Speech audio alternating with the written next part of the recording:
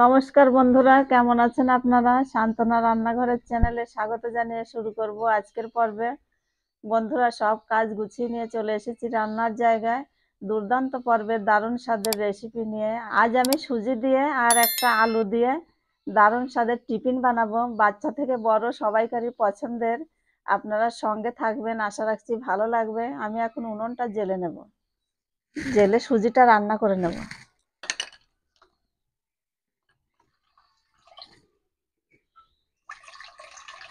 আমি জল দিয়ে দিলাম, আর এই যে হাফ বাটি সুজি নিয়েছি,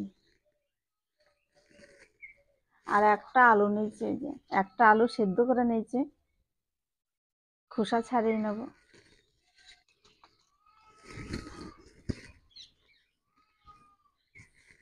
আমি ঠান্ডা জলেই দিয়ে দেবো সুজি।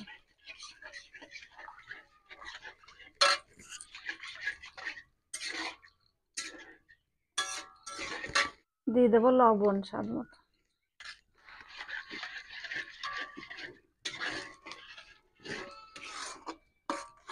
সুজিটা একদম শক্ত শক্ত করে রান্না করতে হবে।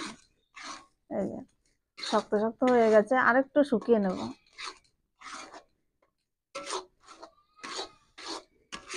সুজিটা রান্না হয়ে গেছে, আমি এখন নামিয়ে নেব।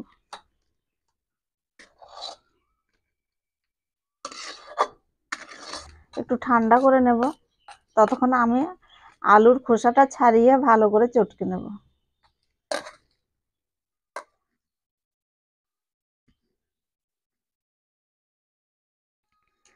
আলুটা ভালো করে চটকে নিতে হবে, কেননা গুটি গুটি থাকলে ভালো লাগবে না খেতে।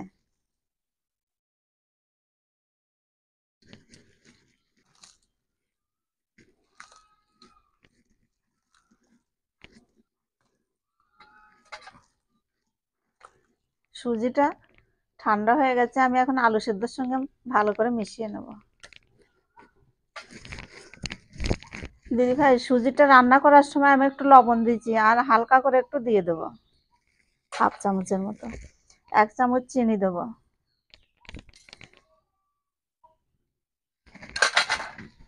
আর দিয়ে দেবো কারি পাতা কুচি। এই যে কুচি করে রেখে দিয়েছি আমি, দিয়ে দিলাম। আর এই যে ক্যাপসিকাম কুচি,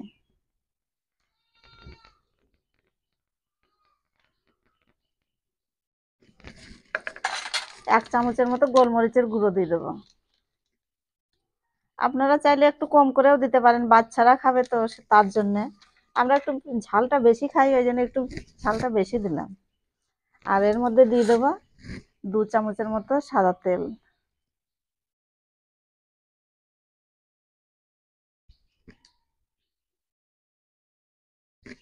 দিয়ে আমি এখন ভালো করে মেখে নেব।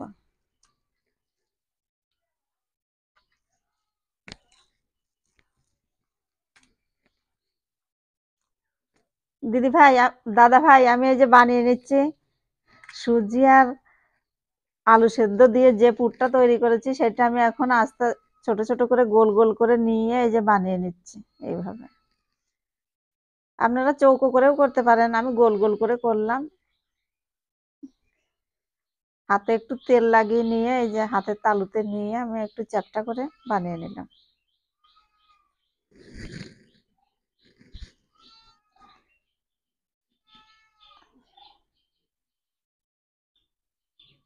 যাদের বাড়িতে ক্যাপসিকাম নাই, তারা না দিলেও পারেন, কিন্তু আমাদের বাড়িতে রয়েছে, ওই জন্য আমি দিয়ে দিলাম।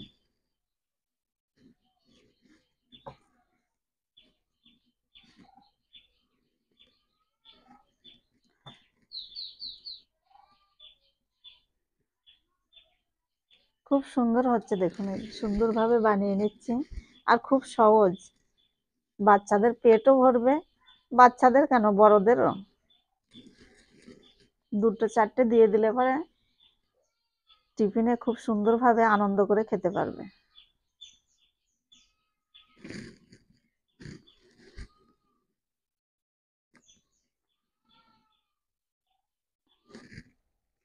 খুব সহজে দেখুন বন্ধুরা, কত সুন্দর বানিয়ে নিলাম। আপনারা কিন্তু একবার অন্তত অবশ্যই বানিয়ে বাচ্চাদের বড়দের খাওয়াবেন, বাড়ির মানুষের যতগুলো মানুষ আছে সবাই খেতে পারবেন, কোনো অসুবিধা নাই। আর খাওয়াটাও একদম খারাপ তাও নয়, খুব সুন্দর জিনিস। আর খুব সহজ ভাবে বানানো যায়, দেখুন কত ঝটফট বানিয়ে ফেললাম। আর এখন তো টাইমের শর্ট, এখন মানে যে যত তাড়াতাড়ি পারা যায় বানানোর জন্য, আপনারা কিন্তু খুব সহজে এটা বানাতে পারেন। বাচ্চা থেকে বড় সবাই খেতে পারবেন। দেখতে কত সুন্দর লাগছে দেখুন একবার। আর তেলে ভেজে নিলে পরেই আপনারা সস দিয়ে খেতে পারবেন, খুব সুন্দর লাগবে। কড়াই বসিয়ে দিলাম, এখন আমি ভেজে নেব।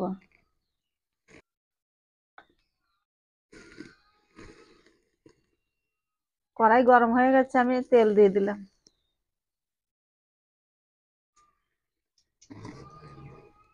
তেল গরম হয়ে গেছে, আমি আস্তে আস্তে জাল দিয়ে খুব সুন্দর করে ভেজে নেব।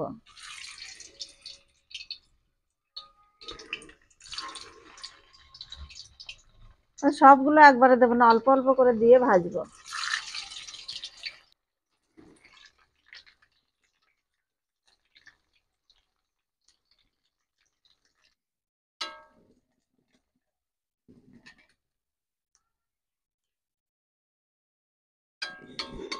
আমি অল্প অল্প করে দিয়েছি, দিয়ে তুলে নিলাম। এই যে আবার কিছু দিয়ে দেব।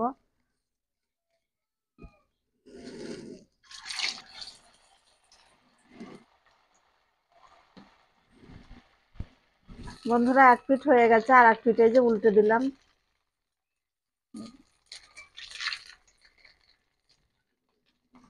হয়ে গেছে, এই যে আমি সবগুলো তুলে নেব। খুব সুন্দর লাগছে না? আর ফুলে কি সুন্দর হয়েছে, একদম চপের মতো হয়েছে।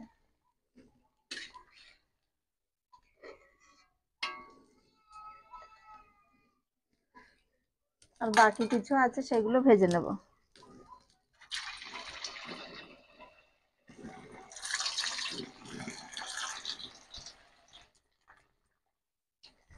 বন্ধুরা, সব ভাজা হয়ে গেছে, এবার আমি সবগুলো তুলে নেব। খুব সুন্দর করে ভেজে নিয়েছি।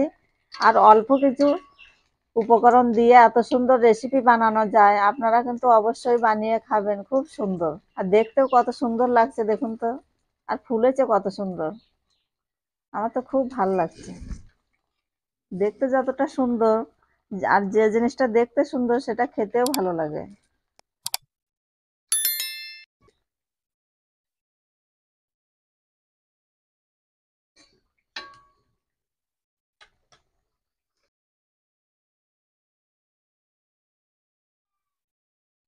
তা বন্ধুরা, বানালাম, ভাজলাম, খুব সুন্দর লাগছে না? খুব সুন্দর করে ভেজে নিয়েছি, একদম মচমচে করে, উপরটা মচমচে আর ভিতরটা নরম তুলতুল করছে।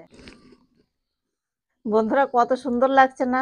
দেখুন, এই যে একদম মচমচ করছে, উপরটা গরম, ভাঙতেও পারছি না। এই যে দেখুন কত সুন্দর লাগছে। আর ভেতরের কারি পাতা, তারপরে ক্যাপসিকাম, এই যে দেখুন কুচি করে দিয়েছি, দেখতেও খুব সুন্দর লাগছে, আর খেতেও দারুণ লাগবে। আপনারা কিন্তু এইভাবে অবশ্যই বানাবেন, বাচ্চাদের খাওয়াবেন, বড়দের খাওয়াবেন, খেলে পরে খুব খুশি হবে। তা আমার তো বেশ ভালো লাগলো। আপনাদের কেমন লেগেছে কমেন্টে জানাবেন। যদি ভালো লাগে লাইক করবেন, শেয়ার করবেন, সাবস্ক্রাইব করে পাশে থাকবেন। ফিরে আসছি আগামী পর্বে অন্য কোনো রেসিপি নিয়ে। ততক্ষণ ভালো থাকবেন আপনারা।